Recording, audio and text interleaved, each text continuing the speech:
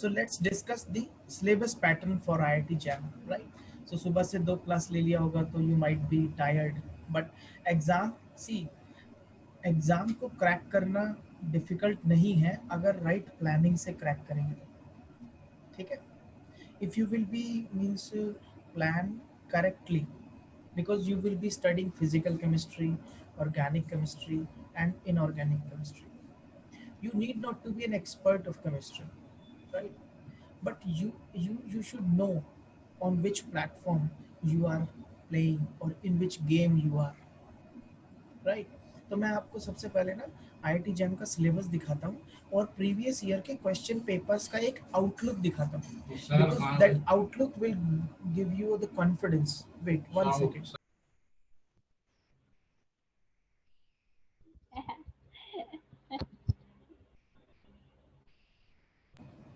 Right, so I will be sharing the question paper.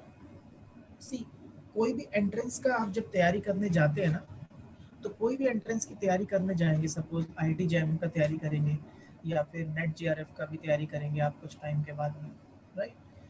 तो entrance का preparation और academics का प्रिपरेशन बहुत डिफरेंट रहता है. एंट्रेंस के प्रिपरेशन में ना आप जो भी एग्जाम में अपीयर हो रहे हैं उस एग्जाम पैटर्न को समझना बहुत ज़रूरी है कि उसमें मोर और लेस क्या क्या पूछा जाता है. करेक्ट? मेरा आवाज़ क्लियर आ रहा है आप लोगों को? Yes sir. Yes sir. Okay, so आप लोगों को ना ये ज़रूर पता रहना चाहिए कि जनरली क्वेश्चन पेपर के अंदर किस ए लेवल के क्वेश्चंस आते हैं केमिस्ट्री का, बी लेवल का आता है या ओ लेवल के आते हैं. Means is it a tough paper और is it a moderate paper और is it a easy paper, right? So उसी के अकॉर्डिंग फिर एंट्रेंस का प्रिपरेशन हमेशा ना बैक ट्रैक करके करना चाहिए. मतलब पहले आपके हाथ में क्वेश्चन पेपर होना चाहिए, आपके हाथ में सिलेबस होना चाहिए, आपको पता होना चाहिए कि आपका एग्जामिनर किस चैप्टर को ज़्यादा टारगेट करते हैं, किस चैप्टर को वो ज़्यादा एम्फसाइज करते हैं. तो उससे आपको एक अपना ना इन एक यू कैन से स्कैफोल्डिंग और आपको एक स्ट्रेटजी बनाने में आपको आसानी रहता है. ओके, तो मैं आज आपको प्रीवियस ईयर के कुछ क्वेश्चन पेपर दिखाऊंगा और I will try to instil confidence about the IIT JAM exam, right? So time and again I will be discussing these strategies with you because we have a team of around 6 to 7 faculties and who are passed out from Delhi University itself and some are from IISc Bangalore. So I got myself Dr. Sandeep, and when I appeared in DU entrance, then I got the 7th rank. So I got, so let me tell you something about me. So I cracked December 2010 NET GRF. पहली बार attempt दिया तो NET lectureship का exam, national eligibility test for lectureship, इसका exam निकला. Next time UGC GRF exam qualify किया, 449 ranks. MSc में DU entrance को 7th, I got 7th rank in it's all India rank, 7th rank. I qualified with this, right? And very soon you will be Dr. Rajiv will be taking a class, a demo class for you with you guys, and he has published research papers of around 1,000 citation. You know, means what credibility that person is having. He is a material scientist, right? So we have a team of 6 faculties from DU and IISc Bangalore and IITs. So we know, because क्या होता है ना बच्चों कि exam बना कौन रहा है ये भी पता होना चाहिए. तो एग्जाम या तो दिल्ली यूनिवर्सिटी के फैकल्टीज बनाते हैं या फिर आईआईटी बनाती है जैम के पेपर. इस बार जनरली जो इस मतलब जैम कंडक्ट कराती है वो आईआईटी कानपुर कराती है, राइट? तो उसमें डीयू की फैकल्टीज को हायर करते हैं क्वेश्चन बनाने के लिए भी, क्योंकि ऑल इंडिया पैनल बनता है जिसमें से मोर और लेस डीयू की फैकल्टीज बहुत सारी होती है.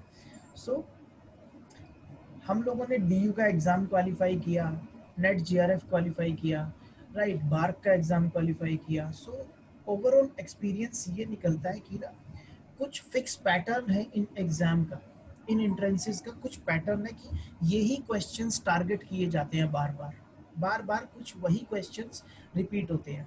सो एग्जाम अपीयर होने से पहले, एग्जाम की तैयारी करने से पहले आपको मालूम होना चाहिए कि मेरे कौन से स्ट्रॉन्ग एरियाज मुझे क्रिएट करने हैं और कौन सा मुझे छोड़ देना है उसमें से। क्योंकि अगर मान लो आप 20% अपना टाइम एक ऐसे टॉपिक पे इन्वेस्ट कर रहे हैं जिसमें से मुश्किल से 5% पूछा जाएगा, रादर देन आप वो 20% उस पर बिताइए जिसमें 30% पूछा जाता है, right. Because entrance exam is like a fighting, तो फाइट हमेशा स्ट्रेटजी से जीती जाती है। एकेडमिक्स में क्या होता है, एकेडमिक्स में आप खूब सारा पढ़ो, जितना मर्जी पढ़ो, क्योंकि एकेडमिक्स में क्या है, लेवल प्लेइंग फील्ड है, जो जितना परफॉर्म करेगा मार्क्स मिलेगा। आपका भी 90% आ सकता है, दूसरे का भी 90% आ सकता है।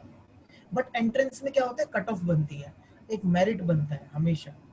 तो आप कितना भी परफॉर्मेंस अच्छा करेंगे, लेकिन अगर आपसे ऊपर परफॉर्म करने वाले हैं तो उनका सिलेक्शन हो जाएगा। इसीलिए first of all you need to make a strategy to fight this exam. And further जब कभी लाइफ में अगर सिविल सर्विसेज के लिए अपेयर करेंगे या फिर यूपीएससी के किसी अदर एग्जाम के लिए या आप जॉब के लिए जब जाएंगे, तो फिर ये स्ट्रैटेजी आपके लिए लाइफ टाइम काम आ जाएगी। क्योंकि अगर एक एंट्रेंस का स्ट्रैटेजी बना लिया तो हर एक एग्जाम का स्ट्रैटेजी बनाने में आप सक्सेसफुल रहेंगे, क्योंकि हर एंट्रेंस फिर सेम पैटर्न पे ही फाइट होएगा। बस आपको जानना पड़ेगा कैसे कैसे करना है। तो आज मैं आप लोगों से सिलेबस डिस्कस करूंगा। आप लोगों से सिलेबस, बेटा म्यूट कर दो अगर आप कोई आपके वहां पे डिस्टर्बेंस है, राइट।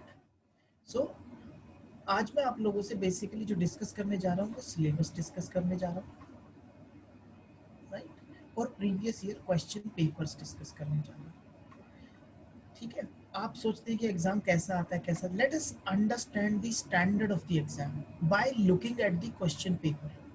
सो पहले देखते हैं सिलेबस, राइट। मैं सिलेबस शेयर करता हूँ आप लोगों से। IIT JR, yes, this is the PDF file of paper, but let us stop resume one second. Yes, so are you able to see the screen? Yes, sir. Yes, sir. CY, joint admission test for MSc, you are able to see or not? Yes, sir.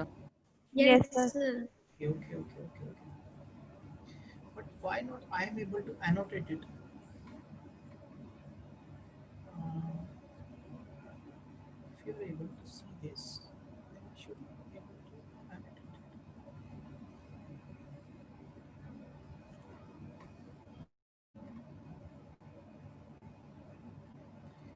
Supply.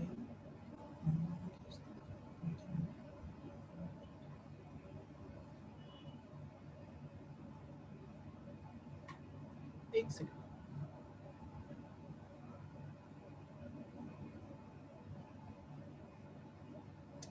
Okay, so I can only share. I cannot write on it. Okay, anyway. Okay, anyway. So you can see that first portion is physical chemistry. So jam means joint admission test for MSc.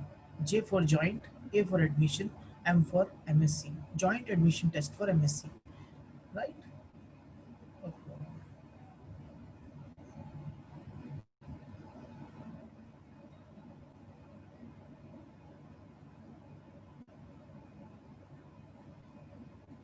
Okay, so now it's visible. Yes, sir. Okay, so listen, this physical chemistry, basic mathematical concepts, functions, maxima, minima, integral, right? Integral, ordinary differential equations, vectors and matrices, determinants, elementary statistics and probability theory. इसमें से 1 और 2 questions वो पूछ लेता है, right?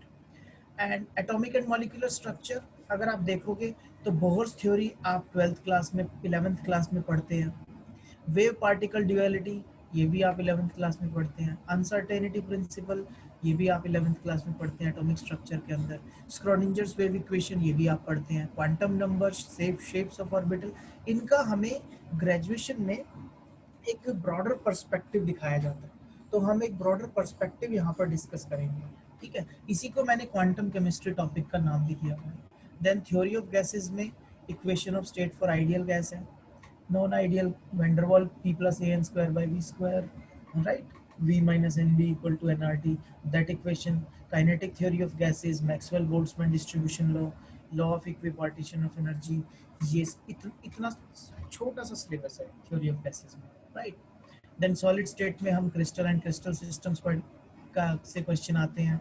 NaCl, FCC, BCC, SCC, Born Haber cycle से, lattice Born Lande equation से, radiation ratio rule से क्वेश्चन आते हैं। हीट कैपेसिटी ऑफ सॉलिड से, केमिकल थर्मोडायनेमिक्स टॉपिक है, similar, reversible, irreversible, first and second and third law, then Gibbs free energy का discussion है। वही सब है, आप ध्यान से सारा देखोगे ना तो ये सारा पहले पढ़ते भी आए हो और ग्रेजुएशन में भी डिटेल में पढ़ रहे हैं, राइट? केपी केसी के बीच में रिलेशन है, के एक्स के एन के बीच में रिलेशन है। सो आयनिक प्रोडक्ट में बेसिकली ज़्यादा फोकस उसका कहाँ रहता है, सॉल्युबिलिटी प्रोडक्ट से क्वेश्चन पूछ लेता है, हाइड्रोलाइसिस से पूछ लेता है, तो पूरे उसमें से नहीं पूछेगा, लेकिन सॉल्युबिलिटी और हाइड्रोलाइसिस में से ज़्यादा चांसेस है, तो हम लोग उस पर ज़्यादा एम्फेसाइज करेंगे। इलेक्ट्रोकेमिस्ट्री में वो ज़्यादा क्वेश्चन कहाँ से पूछता है, बेसिकली डी बाई हकल थ्योरी से पूछ लेता है, तो जो लास्ट लाइन आप देख रहे हो, राइट? सो ओवर जो पिछले साल का जितने भी पेपर्स है वहाँ से ये कंक्लूजन निकाले हुए हैं हम लोगों ने, राइट? देन अरेनियस इक्वेशन हम लोग डिस्कस करेंगे काइनेटिक्स के अंदर। फोटो इसमें वो एंजाइम काइनेटिक्स से क्वेश्चन ज़्यादा पूछता है कि एंजाइम कौन से ऑर्डर का रिएक्शन है। एड्सॉर्प्शन में वो लैंगवे और एड्सॉर्प्शन आइसोथर्म से एक क्वेश्चन निकालता है, राइट? तो वो छोटा छोटा टॉपिक कवरेज किया हुआ है। स्पेक्ट्रोस्कोपी हम लोग स्पेक्ट्रोस्कोपी से काफ़ी अच्छे क्वेश्चंस आ जाते हैं इसके अंदर, तो इम्पॉर्टेंट टॉपिक है, one of the important topic spectroscopy है। तो मैं फिजिकल केमिस्ट्री का डिस्कशन कर रहा हूँ आपसे, ठीक है? देन ऑर्गेनिक केमिस्ट्री में आप लोगों ने डॉक्टर विजय सर से और अब डॉक्टर राजू आप लोग उसके साथ ऑर्गेनिक केमिस्ट्री लेंगे। सो बेसिक कंसेप्ट से, जैसे आज आपने रिएक्शन मैकेनिज्म पढ़ा होगा कि इंडक्टिव हाइपर कॉन्जुगेशन किस तरीके से आपके बॉन्ड को ब्रेक करने में हेल्प करते हैं, हाइड्रोलिटिकल क्लीवेज कराने में हेल्प करते हैं, तो ये इफेक्ट्स हैं सारे। स्टेरिक इफेक्ट की वजह से आपका सिन एंटी और ये सब एडिशन होता है। फिर आज सर ने एलिमिनेशन के बारे में भी आप लोगों से डिस्कशन किया था, राइट? तो जितनी भी नेम रिएक्शंस है जो आ सकती हैं, तो ये सारी नेम रिएक्शन आप लोगों को डिटेल एनालिसिस करके पढ़ा दी जाएंगी, राइट? सो ज़्यादा बड़ा सिलेबस नहीं है IIT जैम का अगर आप ध्यान से देखो, लेकिन इसमें क्वेश्चन का पैटर्न, जैसे आप VSCPR थ्योरी आज आपकी कवर हो ही गई है इनऑर्गेनिक्स, तो अगर हम ठीक से वीकेंड्स पे क्लासेस लेते हुए चलेंगे तो मोर और लेस हम लोग जनवरी तक आते आते अपने सिलेबस को वाइंड अप कर देंगे, राइट? अगर उससे पहले एग्जाम कोई सीरियसली देना चाहता है उससे पहले, तो हम उसकी कुछ एक्स्ट्रा क्लासेस देके भी क्लास को वाइंड अप कर सकेंगे, राइट? देन इनऑर्गेनिक में ज़्यादातर क्वेश्चन कहाँ से पूछे जाते हैं, डी ब्लॉक से, ज़्यादातर क्वेश्चन डी ब्लॉक से पूछे जाते हैं, और इंस्ट्रूमेंटल एनालिसिस में से कुछ क्वेश्चन वो डिज़ाइन कर देते हैं। बाकी सब कुछ फंडामेंटल क्वेश्चन पूछते हैं वो लोग कि डाइपोल मोमेंट पे एक क्वेश्चन बनाएंगे, हाइब्रिडाइजेशन पे एक क्वेश्चन बनाएंगे। तो आप देख रहे हो जितना ये जो सिलेबस है ना, बहुत ही मतलब सेलेक्टेड टॉपिक्स इसीलिए उठाए और सेलेक्टेड टॉपिक्स में से एक क्वेश्चन उठा देते हैं और बहुत ही स्टैंडर्डाइज्ड क्वेश्चन उठाए। सो अब मैं आप लोगों से ना क्वेश्चन पेपर शेयर करता हूँ एक बार, ताकि आपको मालूम चलेगा कि स्टैंडर्ड क्या आता है क्वेश्चन पेपर, ठीक है? से दिस, कौन इस आप में से कौन ऐसा बच्चा है जो ये क्वेश्चन सॉल्व नहीं कर पाएगा कि कौन सा क्वांटम नंबर सेट अलाउड नहीं है? बताओ बताओ आप, कौन है ऐसा जो नहीं कर पाएगा इस क्वेश्चन को? See, qualifying the entrance exam is all about building confidence inside you.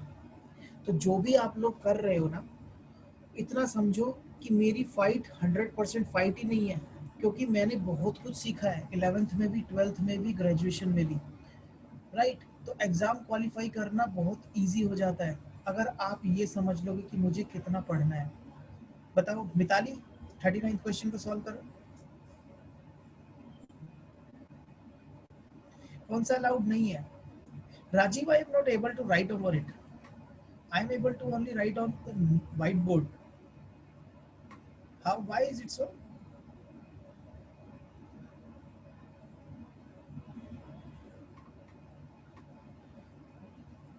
Rajiv, are you there? Hello, sir. Sir. I'm not able to write on the PDF. And meanwhile, when I used to share my PDF with the students, then I was able to share, means I was able to edit on it. Means Yeah. annotation is not available here. Okay, probably for time being, you additionally you can use the share screen where you can use the whiteboard to discuss the points. I'll see why this is not happening. So okay. Parallelly, I can share the whiteboard. Yes, you can share. So new share, you can just okay. So yes, Kashika, Mitali, Jonika, can you answer? Okay, so let me answer. Okay, so first option, see the first option, n equals to 3. For the n equals to 3, what are the allowed values of? Sir, quantum number can't be 0. Quantum number can't be 0. Why? Which quantum number cannot be 0? Sir, n can't be 0 matlab. So in the 4 options, there n equals to not 0 means a may be Principal n. quantum number. So here 3 है, यहाँ पर 4 है, यहाँ पर 3 है और यहाँ पर 5 है ना? think आंसर Yes, बताने को तो मैं तो बता ही दूंगा, but you think. Sir, C is not allowed.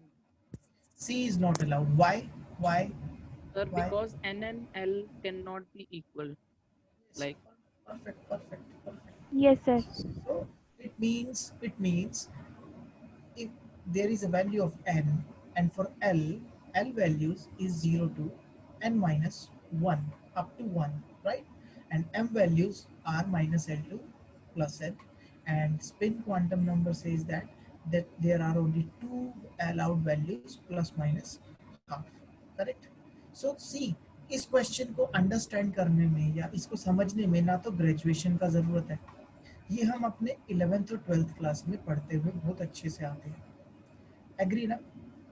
सो बहुत सारा क्वेश्चन ऐसा होता है जो आप लोगों को 11th और 12th से ही समझ में आ रखा होता है, वहीं से पढ़ते हुए आप लोग आते भी हो, ठीक है? ऐसे बहुत सारे क्वेश्चन है जो आप लोगों को 11th और 12th के बेसिस पर है, तो आप अपना 11th का एनसीईआरटी और 12th का एनसीईआरटी उठाकर पढ़ना शुरू करो। Choice of right books is also important, तो आप बहुत ज़्यादा बुक्स के चक्कर में ना पड़े, सिर्फ 11th 12th का एनसीईआरटी उठा के पहले वहाँ से फाउंडेशन क्लियर करें, और जो भी इंस्टीट्यूट से नोट्स आप लोगों को मिलेंगे वो आप फॉलो करते रहना, जो भी लेक्चर आप लोगों को मिले उसको फॉलो करते रहना। देखो मार्केट में ना बहुत सारी चीज़ें हैं, बहुत सारे इंस्टीट्यूट्स हैं, बहुत सारी बुक्स भी हैं, लेकिन क्या करोगे? एग्जाम ही क्वालिफाई करना है ना, कोई महाभारत का युद्ध तो लड़ना नहीं है। तो एक इंस्टीट्यूट, एक मटेरियल, राइट, एक कॉलेज और एक एंट्रेंस, मतलब कि अपने आप को बहुत सिंप्लीफाई करके एग्जाम दो।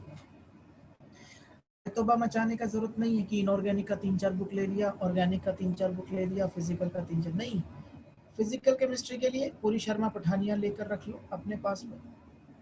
इनऑर्गेनिक के लिए इनऑर्गेनिक की फैकल्टी जो सजेस्ट कर देंगी आपको, और आप लोगों के लिए बहुत सारा मेहनत हम लोग करके ऑलरेडी दे देंगे कि इसी को पढ़ लेना, जो मुश्किल टॉपिक्स होंगे उसी को पढ़ लेना, उसी से निकल जाएगा एग्जाम, राइट?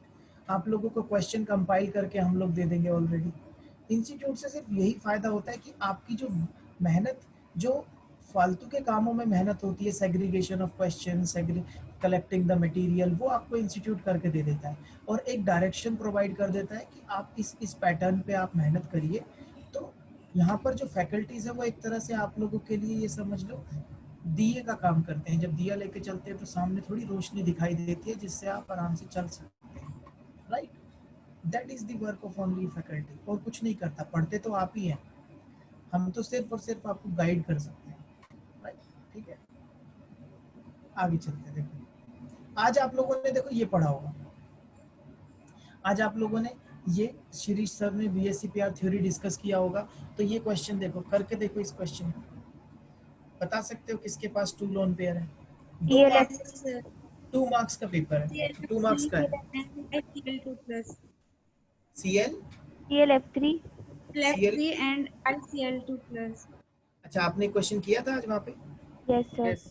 बस ठीक है ना। तो अब 1-2 मार्क्स का तो फिक्स हो गया, VSCPR से आता ही आता है, जनरली आता ही है, राइट। तो ये हो गया। अच्छा, शिरीष सर ने मतलब क्वेश्चन पेपर डिस्कस किया है थोड़ा बहुत, right? Yes, sir. Yes, sir. Okay okay, good good, ठीक है।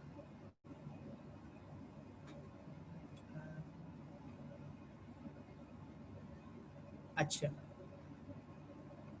सी दिस, मैं जो डिस्कस कर रहा था, मैं बता रहा था ना कि IIT जैम सॉल्युबिलिटी प्रोडक्ट से क्वेश्चन पूछे बगैर रहता ही नहीं है। कभी किसी फॉर्म में पूछ लेगा, कभी किसी फॉर्म में पूछ लेगा, तो सॉल्युबिलिटी प्रोडक्ट पे क्वेश्चन आ जाता है, राइट। तो we know where IIT JAM focus and where IIT JAM is not focusing, right. Like this question, maximum Bohr orbit से वो क्वेश्चन पूछ ही लेता है, बोहर थ्योरी में से एक क्वेश्चन वो डिजाइन कर ही देता है, ठीक है, कि कितना डी ब्रॉगली वेवलेंथ होगा, value of n, principal quantum number की वैल्यू पूछ रहा है आपसे। तो ये करेंगे जब हम लोग डिस्कस करेंगे, ठीक है। So now I am sharing IIT jam 2017 paper, right. IIT jam 2017, yes.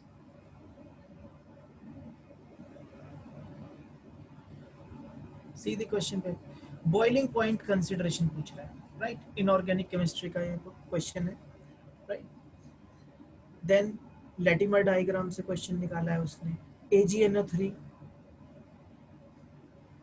से निकाला क्वेश्चन, ग्रुप थ्योरी से उसने क्वेश्चन डिजाइन किया, राइट। ये सब के सब हॉट टॉपिक्स है बेसिकली,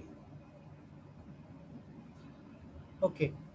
सो अगर आप लोगों को नैप्थलीन का स्ट्रक्चर पता है, right, Kashika can you answer this question? Sir मुझे ये नहीं पता कि नॉर्मल मोड्स क्या होते हैं। नॉर्मल मोड्स ऑफ वाइब्रेशन क्या होते हैं? नॉर्मल मोड्स, अच्छा, डिग्री ऑफ फ्रीडम मालूम है? हाँ सर, यस।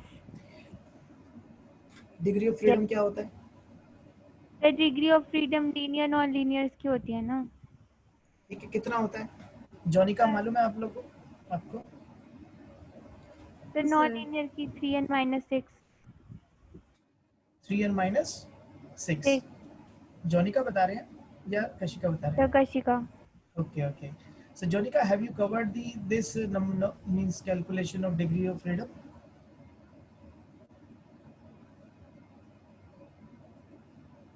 है बेटा? No, sir. ओके, अभी हुआ नहीं होगा आपके उसमें, Yes. Right. Okay, so I will cover, don't worry, but just for sake of discussion of the question paper I am just saying this. So okay, so Kashika, non-linear के लिए 3n-6 होता है. If you know the number of atoms in the naphthalene, right, in the what are the number of atoms in the naphthalene? So Jonika, you know what is the structure of naphthalene? So it is yes Two yes, benzene ring fused together. two benzene ring fused together, perfect. So two benzene ring, how much atoms? How many atoms? Sir 10 होंगे। 6 तो carbon हो जाएंगे एक benzene में, फिर उसके साथ में चार तो वो कार्बन को और जी लगा लो, 6 4 10 हो गए। 10 हो गए। नाउ हाइड्रोजन को काउंट करो, हाइड्रोजन कितने हो गए? अगर 10 कार्बन है तो 2 कार्बन तो बीच में लिंक होने के उसमें तो सारा फुल सैचुरेशन हो जाएगा। मैं यहाँ पे बना देता हूँ एक्चुअली ना, इसमें ना एनोटेशन की आज थोड़ी सी कुछ ग्लिच है। सो आप यही बता रहे हैं कि this is benzene and this is naphthalene, यही बता रहे हैं? Yes sir. This is H, this is H, this is H, this is H, this is H, this is H, this is H and this is H. ये तो full है, ये तो saturated है, 4 बॉन्ड्स है क्योंकि यहाँ पे ऑलरेडी। तो कितने हाइड्रोजन हो गए? 8 हाइड्रोजन हो गए, 6 कार्बन हो गए, तो टोटल कितने हो गए? 14। सॉरी यस सर 10 कार्बन हो गए, 10 कार्बन हो गए और 18 4 हो गए तो 18 हो गए। सो 3n माइनस 6 के रूल पे लगाओ, 3 इंटू 8 माइनस 6, 18 3 जा 54 minus 6 48, number of normal modes are 48. Let's see okay whether there are answer or not. C is the answer. है ना इजी? कितना इजी क्वेश्चन है सोचो। बहुत छोटे छोटे कॉन्सेप्ट्स पे क्वेश्चंस आते हैं। अच्छा देखो ये वाला क्वेश्चन देखो, number of degrees of freedom of liquid water. Phase rule से ये क्वेश्चन निकाल लेंगे आप आराम से। और फेज रूल क्या होता है हम पढ़ा देंगे आपको, सिंपल सा। तो ऐसे ऐसे क्वेश्चन आते हैं जो कि बहुत ही, यानी कि अगर सॉल्व अगर पता है ना, छोटा सा फॉर्मूला लगेगा उसके अंदर और आराम से आप उसका आंसर निकाल लेंगे। कोई ज्यादा मुश्किल कॉन्सेप्ट नहीं लगता है आईआईटी जैम में। नाउ सी दिस, ये भी हम लोग कर चुके हैं। एक conductometric titration, strong acid versus strong base, strong acid versus weak base, कैसा कर्व आता है उसके अंदर। Kashika we have done. Yes sir. Sir first वाला strong acid versus strong base का है। Correct correct correct. राहुल हम लोग कर चुके हैं ये भी, राइट। जोनिका आप लोगों ने, आपने राजधानी कॉलेज में किया होगा ये, No, sir. प्रैक्टिकल्स में नहीं किया कंडक्टोमेट्रिक टाइट्रेशंस? सर हमने भी नहीं, नहीं sir. किया है। ओके चलो, anyway we will cover it. So practical से क्वेश्चन डिजाइन हो जाते हैं। सी दिस, आईआईटी जैम में बहुत सब्जेक्टिव क्वेश्चंस नहीं आते। See the value of only coordination number बताना है, सिर्फ coordination number. So they are very means the questions are like this कि बहुत छोटा छोटा क्वेश्चन, न्यूमेरिकल बेस्ड क्वेश्चंस आते हैं हमेशा। Okay so now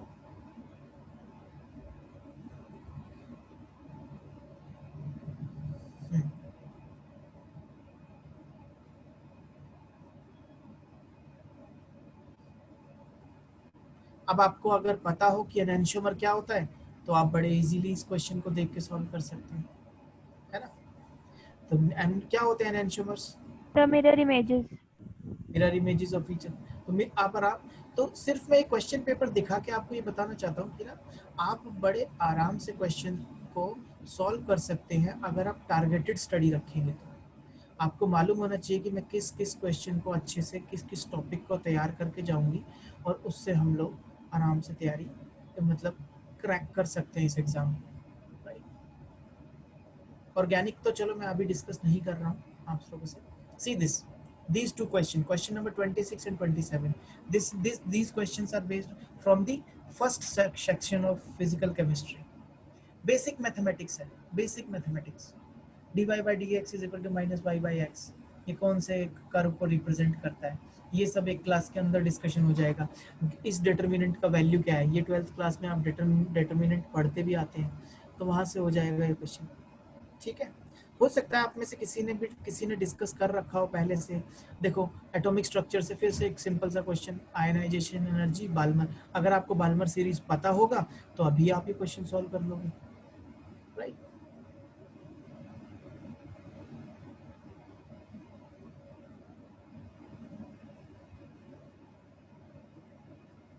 okay so question number 32 करना जरा, ये कराया सर ने आज? Can you Yes, yes solve sir. This? कर लिया था आज? Okay yes sir. Great, yes, sir. Yes very nice very nice. ठीक है,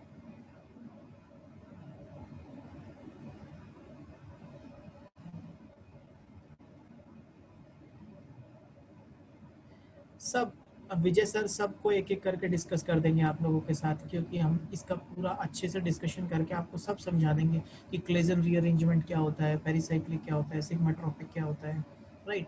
आईआर एक्टिव मॉलिक्यूल कौन होते हैं ये मैं डिस्कस करूंगा आप लोगों से कि आईआर एक्टिव मॉलिक्यूल्स कौन से होते हैं और कौन से आईआर इनएक्टिव होते हैं, कब मॉलिक्यूल रोटेशनल स्पेक्ट्रा देता है कब नहीं देता है, राइट। वेव नेचर ऑफ इलेक्ट्रोनेट। अच्छा चलो कौन बताएगा ये कि इलेक्ट्रोमैग्नेटिक रेडिएशन का वेव नेचर किस कौन से फिनोमिना में ऑब्जर्व होता है, बताओ। इस क्वेश्चन को करो।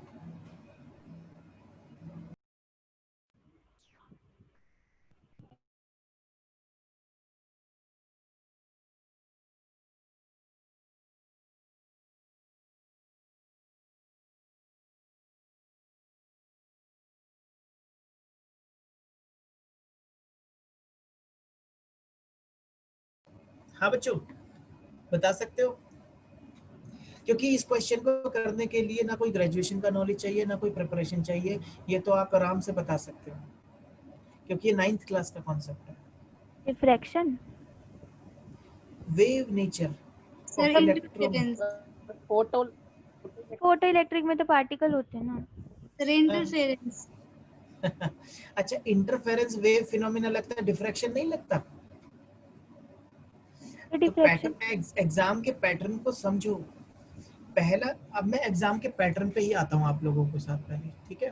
देखो, एग्जाम का जो पैटर्न है ना, वो पैटर्न है आपका, सबसे ऊपर आ जाते हैं कि जो शुरुआत के कुछ क्वेश्चन होंगे, देखो ये भी समझना जरूरी है कि 3 घंटे का पेपर होगा, जिसमें से 60 क्वेश्चंस होंगे टोटल, और 100 मार्क्स का टोटल पेपर होगा। 3 सेक्शन में उसने बांटा है इस क्वेश्चन पेपर को, सारे सेक्शन कंपलसरी होंगे। तो सेक्शन ए जो होगा उसमें 30 मल्टीपल क्वेश्चंस होंगे, मल्टीपल चॉइस क्वेश्चंस होंगे। ईच एमसीक्यू 4 अल्टरनेटिव देंगे और एक ही करेक्ट होगा, ठीक है? Only one choice. तो 30 क्वेश्चंस तक तो कुछ नहीं सोचना, only one choice will be there. और जिसमें से एक पहले 10 क्वेश्चन का जो वैल्यू होगा वो 1 मार्क होगा, और 11 से 30 का कितना होगा, 2 मार्क।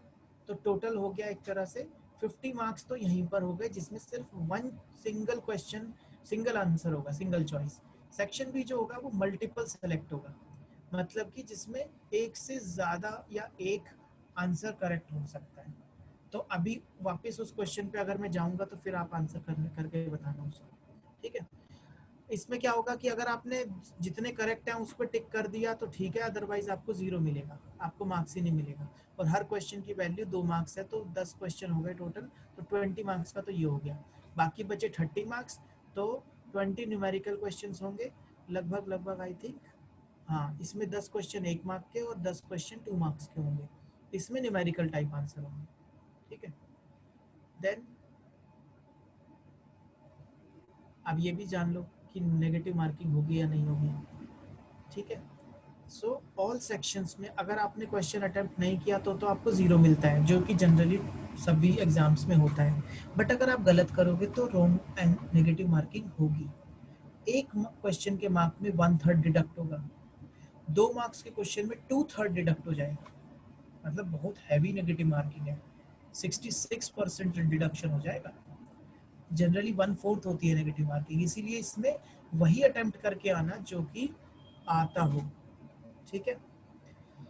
देन मल्टीपल सेलेक्ट में आपको सेक्शन बी में क्या होगा कि उसमें नेगेटिव मार्किंग नहीं है, क्योंकि उसमें एक से ज्यादा आंसर होता है। तो कई बार क्या होता है कि आप अटेम्प्ट कर दिए एक सही, एक समझा कि एक ही करना है, दूसरा नहीं अटेम्प्ट करना, ठीक है? क्या हुआ भाई? ठीक है? सो साइंटिफिक कैलकुलेटर अलाउड है इसमें, तो कैलकुलेशन की टेंशन मत लेना कि मेरे को लोग देखना नहीं आता है या सब कुछ, तो उसमें आराम से आप देख सकते हैं, ठीक है? Only virtual scientific calculator is allowed, क्योंकि ऑनलाइन एग्जाम होगा, तो ऑनलाइन एग्जाम होगा तो वहीं पर आपको कैलकुलेटर मिल जाएगा उसमें, ठीक है? पता है ना ये आपको सब ये चीजें, क्या नहीं मालूम? Yes sir. या कुछ फायदा हो रहा है मेरे शेयर करने से? ठीक है, नोट करते जाना सारी चीजें, बाकी सब मैं आपको ग्रुप में पीडीएफ की तरह भी आप लोगों को दे दूंगा। अब मैं जाता हूँ उस वापस क्वेश्चन उस पे, राइट? ये देखो, अब बताओ इलेक्ट्रोमैग्नेटिक रेडिएशन का वेव नेचर, क्योंकि ये 40th क्वेश्चन है, तो याद करो 40th क्वेश्चन है, तो may be more than one, may be more than one. Sir diffraction और इंटरफेरेंस दोनों होंगे। यस, आइंस्टाइन ने सबसे पहले फोटो इलेक्ट्रिक इफेक्ट को एक्सप्लेन किया था पार्टिकल नेचर एस्टैब्लिश करने के लिए, राइट? वो कर तो कुछ और रहा था लेकिन हो कुछ और गया। उसने फ्रीक्वेंसी को देखा, ये तो फ्रीक्वेंसी, जब थ्रेशोल्ड फ्रीक्वेंसी के ऊपर हम लोग स्ट्राइक कर रहे हैं तभी इजेक्शन भी होता है, अदरवाइज उससे पहले तो इजेक्शन भी नहीं हो रहा है। तो इन्होंने मतलब आइंस्टाइन ने सबसे पहले प्लैंक्स की थ्योरी को एस्टैब्लिश किया। प्लैंक्स ने 1901 में हाइपोथेसिस दिया कि जो एनर्जी होती है ना, वो ट्रैवल डिसकंटिन्यूअस फॉर्म में करती है। तो वो हाइपोथेसिस था प्लैंक्स का, राइट? तो बट क्योंकि प्लैंक्स की ना बहुत उम्र हो गई थी, मैक्स प्लैंक की, जो आप एच पढ़ते हैं प्लैंक्स कांस्टेंट, तो काफ़ी उम्र हो गई थी, तो फिर उसके बाद उसको ज़्यादा साइंस नहीं कर पाया वो, क्योंकि बहुत एज हो चुका था, मतलब जितना किया बहुत किया, बट उसके बाद उसको टाइम, बेचारे को टाइम ही नहीं मिला, बुजुर्ग हो चुका था। तो फिर आइंस्टाइन ने उसकी चीज़ों को प्रूव करना शुरू किया। तो 1905 में फोटो इलेक्ट्रिक इफेक्ट किया, और फोटो इलेक्ट्रिक इफेक्ट प्रूव करके उसने एस्टैब्लिश किया कि लाइट और मैटर, तो फोटो इलेक्ट्रिक इफेक्ट पहला इफेक्ट था जिसने कहा मैटर के अंदर, मैटर के अंदर क्वांटाइजेशन होता है। अब नाउ आप कहोगे मैटर के अंदर क्वांटाइजेशन क्या होता है? कोई बताएगा मैटर का क्वांटाइजेशन का मतलब क्या हुआ, कशिका को छोड़कर, क्योंकि कशिका के साथ तो मैंने डिस्कस किया था, बताएगा कोई? एक तो होता है लाइट के अंदर, लाइट का क्वांटाइज नेचर, एक होता है मैटर का क्वांटाइज नेचर। हम पढ़ते हैं ना, एक स्टेटमेंट हम पढ़ते हैं, ड्यूअल कैरेक्टर। ड्यूअल कैरेक्टर का मतलब क्या होता है? टू दो character. Character, two characters, wave नीचे की और पार्टिकल। राइट। सो लाइट का आप बताते हैं, लाइट ड्यूअल नेचर में होती है, यही कहना चाहते हैं जॉनिका, है ना? यानी कि लाइट का पार्टिकल नेचर और लाइट का वेव नेचर। तो आप लाइट के वेव नेचर को तो समझ पा रहे हो कि लाइट कुछ कुछ ऐसे ट्रैवल करती है, या फिर लाइट में रिफ्लेक्शन भी होता है, लाइट में रिफ्रैक्शन भी होता है ना? क्योंकि ये चीजें दिखती हैं। लाइट किसी प्लेन मिरर पे टकराई तो angle of reflection i is equal to r को फॉलो कर रही है, तो रिफ्लेक्ट हो गई, रिफ्रैक्ट हो गई तो अंदर चली गई, है ना? रिफ्रैक्ट हो गई, नॉर्मल की तरफ बेंड हो गई अगर डेंसर मीडियम में जा रही है। डिफ्रैक्ट हो गई, डिफ्रैक्ट भी हमें दिखता है, बादलों में से जब सूरज की रोशनी आती है तो वो इस सीधा सिर्फ ऐसे नहीं आती है, वो हमेशा छट, उसकी जो छटा है वो हमेशा इस तरीके से आती है, यूं करके और यूं करके, मतलब वो जैसे जैसे ट्रैवल करती है उसका डिस्टेंस बढ़ जाता है आपस में, दैट इज नोन, क्योंकि एजेस एजेस से रिफ्लेक्शन, एजेस से डिफ्रैक्शन हो रहा होता है। फिर हम इंटरफेरेंस की बातें करते हैं कि हमने एक पत्थर मारा नदी के अंदर, बिल्कुल शांत नदी में, तो फिर वहाँ से ऐसे ऐसे ऐसे ऐसे वेव्स बनी, और जब वेव्स एक दूसरे के साथ ऐसे ओवरलैप करती है तो फिर कंस्ट्रक्टिव इंटरफेरेंस होता है, और अगर आउट ऑफ फेज ओवरलैप करती है तो डिस्ट्रक्टिव। तो हम लाइट का वेव नेचर अपनी डेली लाइफ में बहुत अच्छे से देखते हुए बड़े होते हैं।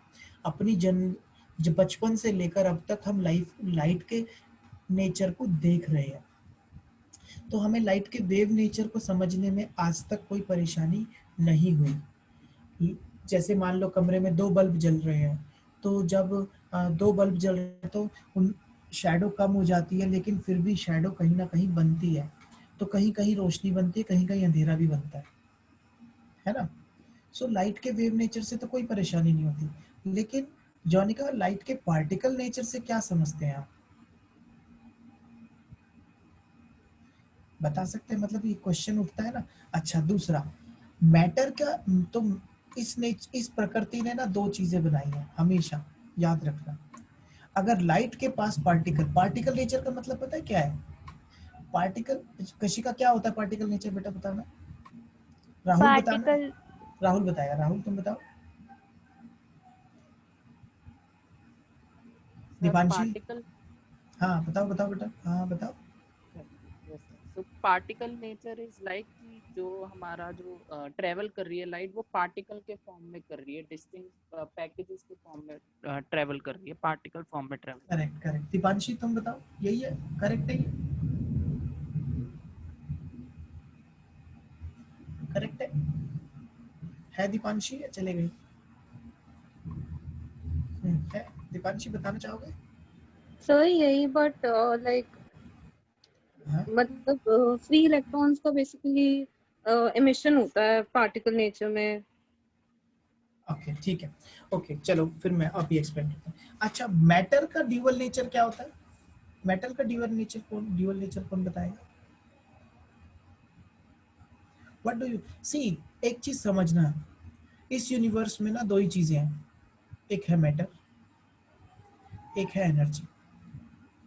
एनर्जी की जो सबसे क्लोजेस्ट फॉर्म जो हमें महसूस होती है वो है लाइट, इलेक्ट्रोमैग्नेटिक रेडिएशन जो सूरज से आती है हमारे पास, राइट। सबसे इजीली परसीव कर सकते हैं, उसको महसूस कर सकते हैं कि ये एनर्जी है, क्योंकि धूप में खड़े होते हैं तो हम हीट अप हो जाते हैं, टेम्परेचर मिलता है हम लोगों को, ऊर्जा मिलती है, राइट। तो सबसे इजीली महसूस होने वाली जो एनर्जी की फॉर्म है वो लाइट है, करेक्ट। दूसरा, इस यूनिवर्स में मैटर दिखता है हमें, लोहा दिखता है, कॉपर दिखता है, तांबा दिखता है, सब कुछ दिखता है हमें, राइट।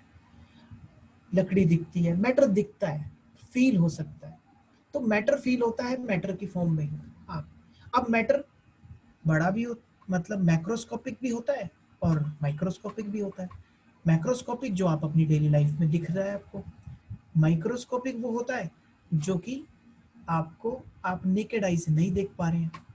तो पहले वो मीटर में होता है, फिर वो सेंटीमीटर में होता है, फिर वो एमएम में होता है, आप उसे क्रश डाउन करते हो, उसे पीसते हो, मिलीमीटर से फिर आप उसको और छोटा करते हो, माइक्रोमीटर में जाते हो, फिर आप उसको नैनोमीटर में जाते हो, फिर आपको पिकोमीटर में जाते हो, एंगस्ट्रॉम में जाते हो। तो जब वो एंगस्ट्रॉम में आ जाता है ना, नैनोमीटर ना आई से नहीं दिखता है, नैनोमीटर की डायमेंशन को क्रॉस करते ही हम देख नहीं पाते हैं। हमारी आई सिर्फ 400 नैनोमीटर से लेकर 700 नैनोमीटर ही देख पाती है। इस रेंज से बाहर छोटा होते ही हम नहीं देख पाते हैं।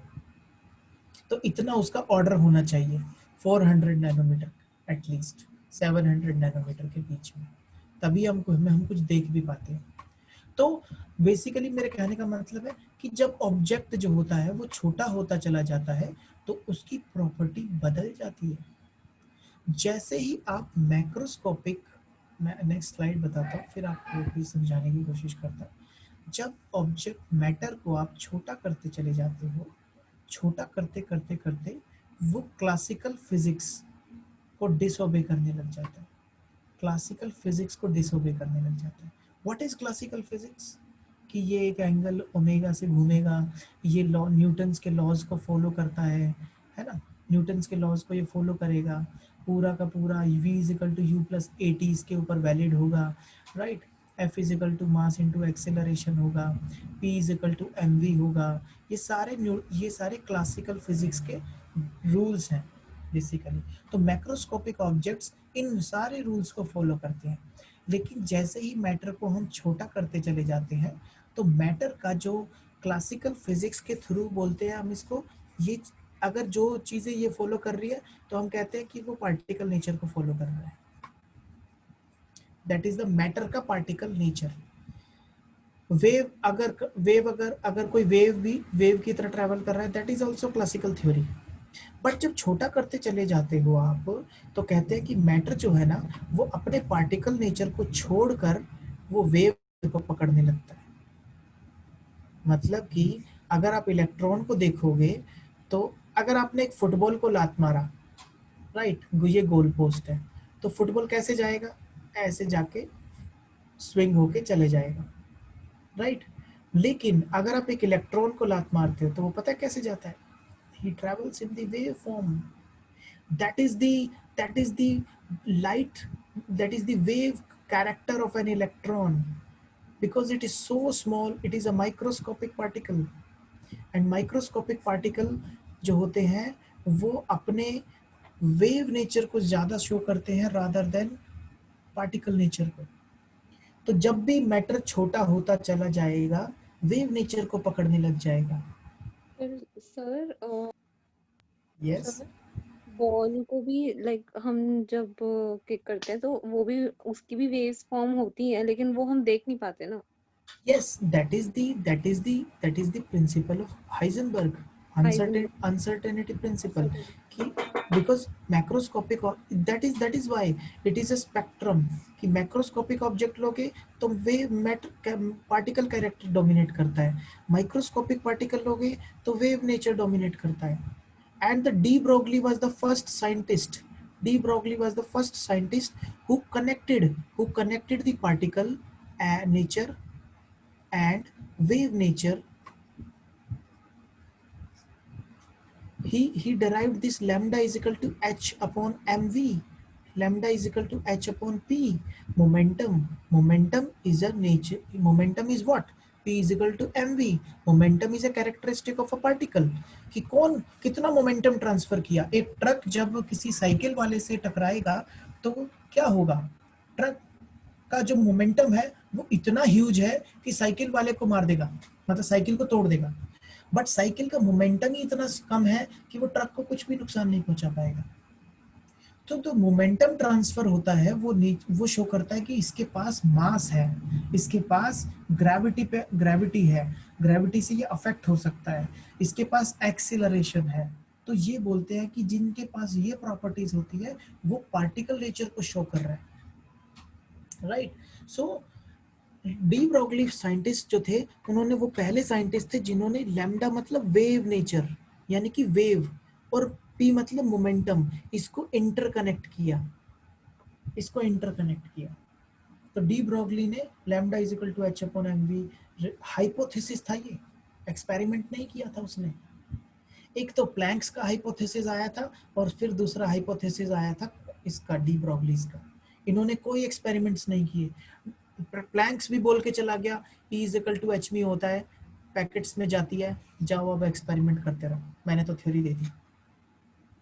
ठीक है. सो इस तरीके से जब मैटर छोटा होता चला जाता है तो अपने वेव नेचर को पकड़ता है. अब दूसरी बात कर लेते हैं. ये तो हो गया मैटर का पार्टिकल नेचर और मैटर का वेव नेचर. नाउ अब लाइट के ड्यूअल नेचर की बातें करते हैं. लाइट का वेव नेचर बड़ी आसानी से समझ में आता है. रिफ्लेक्शन, रिफ्रैक्शन, डिफ्रैक्शन, इंटरफेरेंस, ये सब समझ में आता है.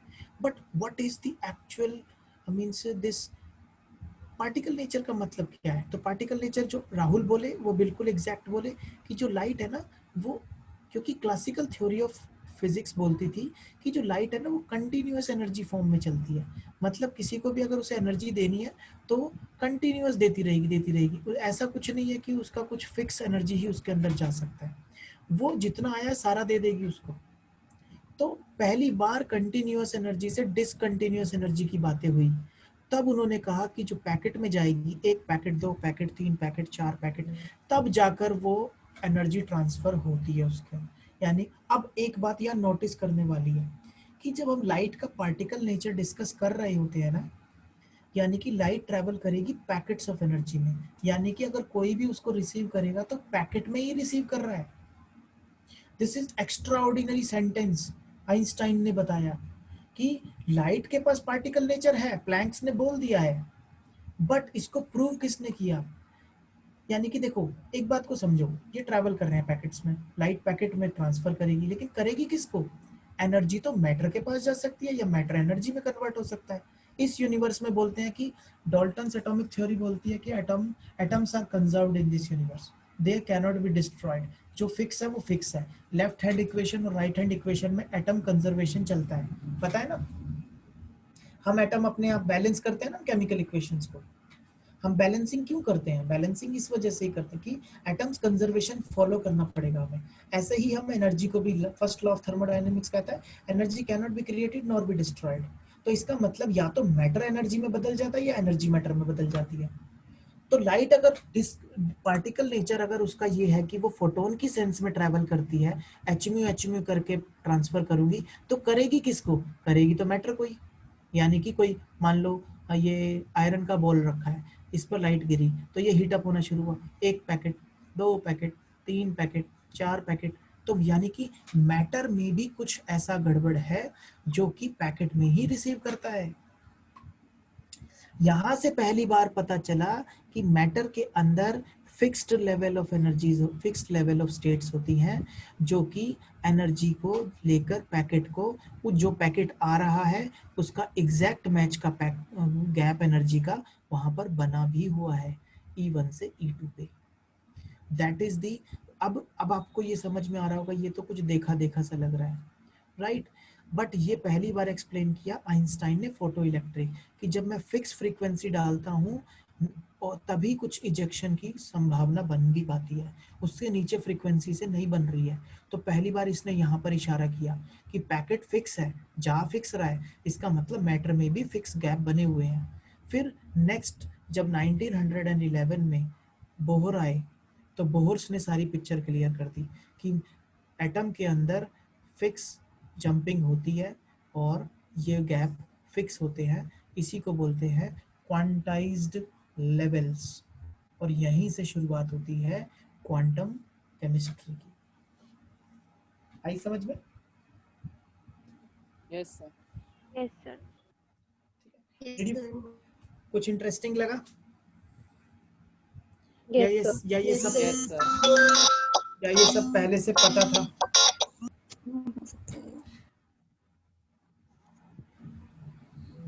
सब कुछ आप लोगों की नॉलेज में वैल्यू एडिशन हो पाया? Yes sir. Right. Yes sir. Sir.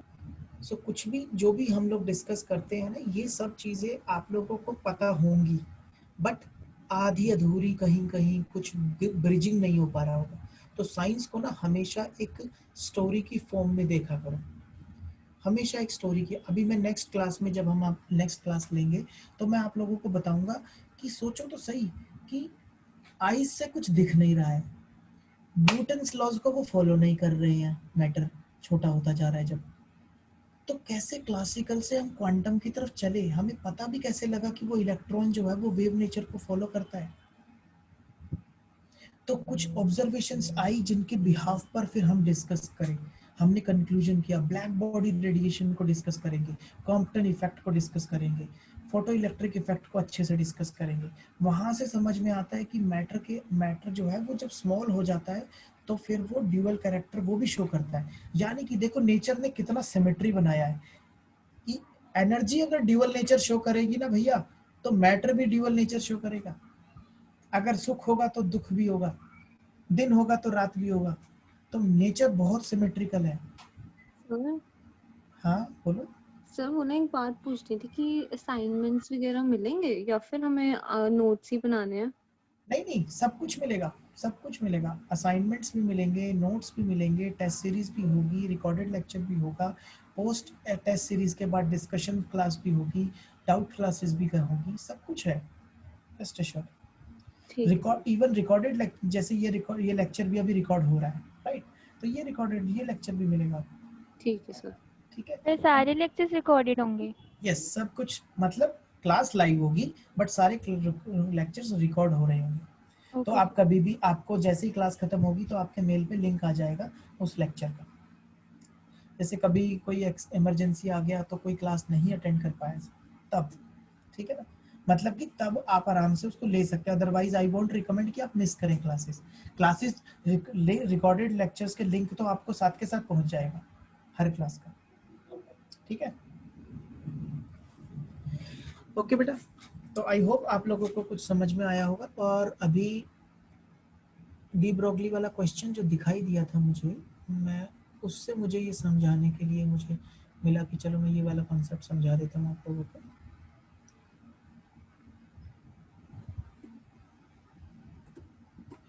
चलो एनीवे कोई बात नहीं। तो आप लोगों को सिलेबस के बारे में कुछ आइडिया लगा होगा आज, ठीक है? मैं इसको स्टॉप कर देता हूँ। तो सिलेबस के बारे में आइडिया लगा आप लोगों को क्वेश्चन पेपर मैंने दिखाया, ठीक है? सो वहां से आपको कुछ आइडिया लगा होगा कि क्वेश्चन देखो, building the confidence is the only way to crack the entrance. और एंट्रेंस क्रैक करने का कौन क्या कि एक बुक का कॉन्फिडेंस ले लो। एक बुक का मतलब फिजिकल केमिस्ट्री है तो एक बुक पकड़ो, उसी को पढ़ डालो। इसीलिए मैंने अपना जो बीएससी के बच्चे हैं उन लोगों को तो सबको परचेज ही करा दिया है, ठीक है ना? तो एक एक बुक पकड़ लो, उसी को पढ़ते रहो, समझते रहो। कुछ असाइनमेंट और कुछ नोट्स होंगे, उसी को उनको रिवाइज करते रहो, राइट? तो उसी से एग्जाम बड़े आराम से क्रैक कर लोगे। ओके, इसके अलावा हम लोग जैसे आईआईटी जैम और डीयू एंट्रेंस है, आईआईएससी का इंटीग्रेटेड पीएचडी एंट्रेंस होता है, टीआईएफआर का एंट्रेंस होता है, तो उनके क्वेश्चंस भी डिस्कस कर लेंगे आप लोगों से। तो सिर्फ आईआईटी जैम की तैयारी नहीं कराएंगे, मिक्स तैयारी होगा बेसिकली आप लोगों के लिए, ताकि आप एक एक, क्योंकि आप जब सबके लिए एलिजिबल तो फिर सबके लिए दोगे ना एग्जाम। जैसे डीयू एमएससी एंट्रेंस भी दोगे आप, तो उसके क्वेश्चन पेपर भी डिस्कस करेंगे, राइट? उसका सिलेबस का टॉपिक कुछ होगा तो आपको जो एक्सक्लूसिवली तैयारी करना चाहता है वो भी कर लेगा, ठीक है? ठीक है बच्चों। तो अभी क्या करना है, जो अगर सर इंस्टीट्यूट से अगर कॉल आए, क्योंकि हम लोग ज्यादा से ज्यादा हार्डली 15 या 20 स्टूडेंट्स का ही बैच होगा, ठीक है, तो आप जितना जल्दी हो सके अपना रजिस्ट्रेशन करवा लीजिएगा, वरना पता चले कि मेरे स्टूडेंट्स रह गए तो मैं अपने स्टूडेंट्स को एटलीस्ट नहीं छोड़। तो जोनिका आप मतलब रजिस्ट्रेशन करा लीजिएगा, ठीक है ना? Okay sir. ठीक है, वरना फिर अगर पता चले बैच ही नहीं, तो इस साल 20 स्टूडेंट्स से ज्यादा का बैच मोस्ट प्रोबेबली शायद नहीं होगा। तो आप लोगों को ना एक्स्ट्रा अटेंशन मिल पाएगा, कम स्टूडेंट होगा तो, क्योंकि ऑनलाइन में वैसे ही कभी कभी दिक्कत रहता है नेटवर्क वगैरह का, तो जितने कम स्टूडेंट्स रहेंगे तो एटलीस्ट फोकस ठीक से बना रहेगा, ठीक है ना? चलो बेटा, ऑल द बेस्ट। कल की डेमो क्लास के लिए टाइम पर आप लोग